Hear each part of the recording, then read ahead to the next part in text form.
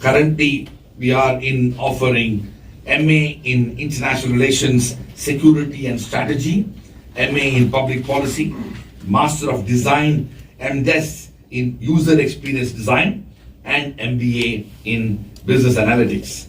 The Masters of Arts in International Relations, Security and Strategy is offered by the Jindal School of International Affairs. The MA in Public Policy, a master's degree is offered by the Jindal School of Government and Public Policy. The Master of Design, MDes in User Experience Design is offered by the Jindal School of Art and Architecture. And the MBA in Business Analytics is offered by the Jindal Global Business School. I am happy to inform you that with this extraordinary success that is quite unprecedented in the history of Indian higher education, we are poised to be able to have more aspirations and more ambitions for the future. We have now decided to launch several new programs in the online platform for the year 2025. We hope to launch a course called MA in International Accounting and Finance, which will be offered by the Jindal School of Banking and Finance, a BBA in Artificial Intelligence and Data Science by the Jindal Global Business School, and MSc in opportunities in higher education. And that is why the government, in its wisdom, through the National Education Policy, advocated for a strong emphasis on online education. And of course, I must say that COVID and the entire tragedy surrounding COVID gave a new way of innovations in higher education when the entire world of physical campuses had come to a standstill. It was technology that came to the rescue, and so at least the privileged people across the country, and I say this because a lot of people simply did not have access to technology and could not go to schools and colleges and universities which had online platforms to continue the education uninterrupted. So that gave universities to innovate, and so that was possibly a very important turning moment for India, where high quality online education began to be part of a vision and aspiration. Of course, India came into this much later than many countries. If you look at the developed world, for a very long time, probably more than 2 decades, online education has been part of the imagination and experience in many parts of the developed world.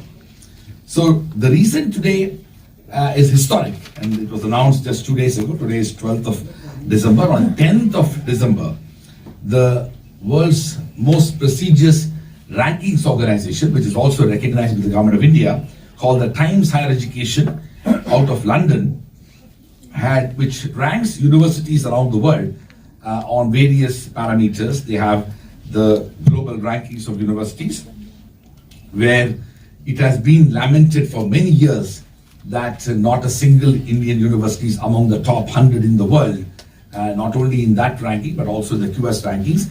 Many people have time and again highlighted, including the Honorable President of India, the Honorable Prime Minister of India, the Honorable Education Minister, and many of us have felt that India does not have a single university among the top 100 in the world.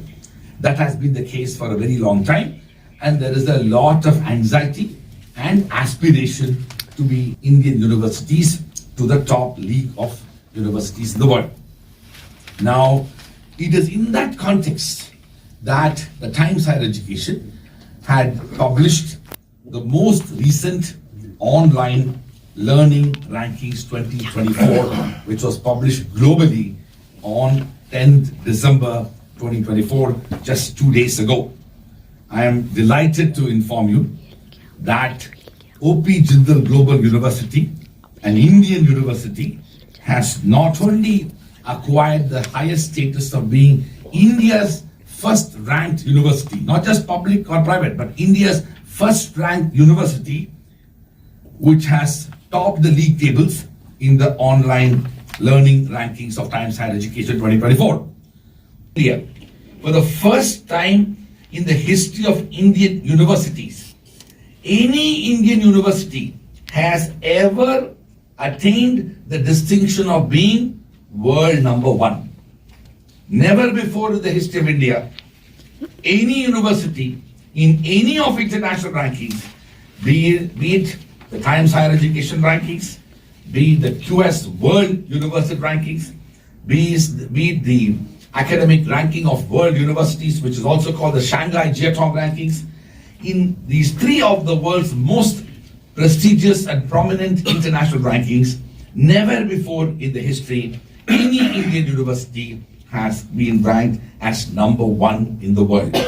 We are fortunate that o.p.Jindal Global University has been ranked as number one in the world in the Times Higher Education rankings, and I want to take this moment to not just congratulate the faculty members, the deans, the students and staff of the university, but also to take a moment to thank our founding chancellor and benefactor, Sri Naveenjindal, for his far-sighted vision and commitment and dedication to philanthropy that has enabled the establishment of this university, which has ultimately culminated in what we have seen in these rankings. For those of you who are present here, I should tell you that our university is a 15-year-old university. We were founded in the year 2009. And so we are very young. But not only our university is young, which is barely 15 years old, our foray into online education is even younger. We are barely 4 years into online education. And we have already seen this extraordinary feat in the form of being ranked as world's number one university in the online learning rankings of the Times Higher Education. Let me also quickly go through a short presentation. JGU is one among 11 universities in the world. Let's go a little bit deep into this. So the online learning rankings 2024 of the Times Higher Education, the top three gold awarded 87.7. The next is the University of Central Florida in the United States, which is ranked second and has a score of 286. And the third is the American University, which is a very prestigious university in Washington, D.C., which is ranked third and has a point score of 267.2. In terms of the criteria for the Times Higher Education online learning rankings, it took into account 4 aspects which form the methodology of the rankings. The first, it is the resources.